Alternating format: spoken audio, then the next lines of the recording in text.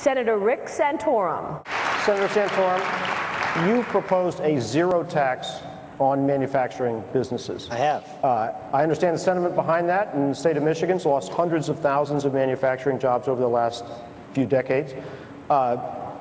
Isn't that the kind of distortion in the tax code that people want to get away from in order to get rates down? Flatter, simpler, fairer. I think getting a rate down to zero is pretty far down. That's good. But it's down for the manufacturing industry as opposed to people doing other things. Isn't that picking winners and losers? It's down for a sector of the economy, not picking an individual winner or loser. It's down for an entire sector of the economy that we're getting our hat handed to us by losing jobs. We see that here in Michigan. We see it across this country. And the reason is government has made us uncompetitive. We need to compete on taxes. We need to compete on regulations. We need to repeal Obamacare. We need to, I've said I'm going to repeal every single Obama-era regulation that costs businesses over $100 million. We'll repeal them all. We'll send a very clear message out to manufacturers in this country and all over the world that America will compete. Some have suggested we need to go into a trade war with China and have tariffs. That just taxes you. I don't want to tax you. I want to create an atmosphere where businesses and manufacturers can be profitable. Lower taxes, repatriating funds, 0% tax if you repatriate those funds and invest them in plant and equipment. And then, of course, an energy policy that everyone on this stage is going to agree with that says we are going to produce energy in this country. I'm different than many of them, that I'm going to cut all the subsidies out and let the market work as opposed to creating incentives for different forms of energy that the government supports. Senator Santorum, I want to talk about a high-quality problem our country has. I just came back from North Dakota. We have made the largest oil discovery in a generation there. Not only is it a big step toward creating energy independence, it stands to create as many as 300,000 jobs. But what the guys tell me up there is that they can't handle the rush without federal help. Would you favor incentives to get workers and businesses to where the jobs are to support this boom? No, because we've done it in Pennsylvania. Pennsylvania has Marcellus Shale. It took a while for us to ramp up, but we're drilling 3,000 to 4,000 wells.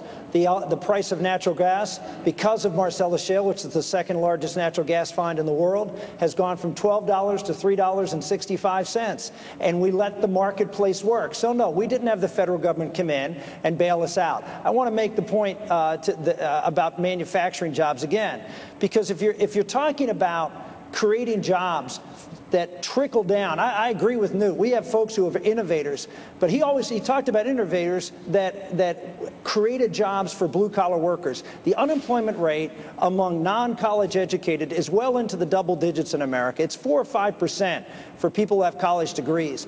The reason I put forth this manufacturing plan is not just so we can say made here in America, that we can create opportunities for everyone in America, including those that don't have that college skill set. People who built this country, like my grandfather, who was a coal miner. So that is a very important part that Republicans, unfortunately, are not talking about. We need to talk about income mobility. We need to talk about people at the bottom of the income scale being able to get necessary skills and rise so they can support themselves and a family. And that's what manufacturing does, and that's why I'm laser beam focused on it. Let's get back to tax reform. You have all said that you will repeal President Obama's health care legislation. Down the line, 30 seconds. If you repeal Obamacare, what's the answer? This is, I think, the difference between me and a lot of the candidates. I heard a lot of responses, but I haven't seen a lot of consistency in some of those responses on the last few questions. When it comes to health care, back in 1992, I introduced the first health savings account bill that everybody up here said was the basis for consumer-driven health care. I was leading on that before anyone else was even talking about it. Secondly, I was someone who proposed a block grant for Medicaid way back in 1998 with Phil Gramm. Again, leading on this issue. Same thing, reforming the Medicare program back in the 1990s.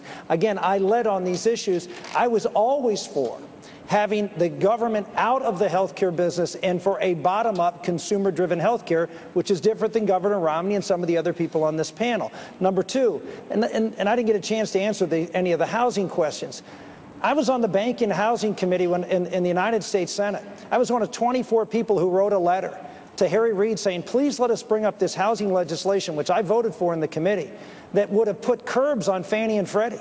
I was out there before this bubble burst saying this was a problem. I was in Scranton, Pennsylvania the other day, and I had one of a home builder, who was the head of the association, came up to me and said, Rick, I'm here to apologize. We came here to push you so you would oppose, putting caps on Fannie and Freddie. You were right, we were wrong. Time and time again, Wall Street, the Wall Street bailout.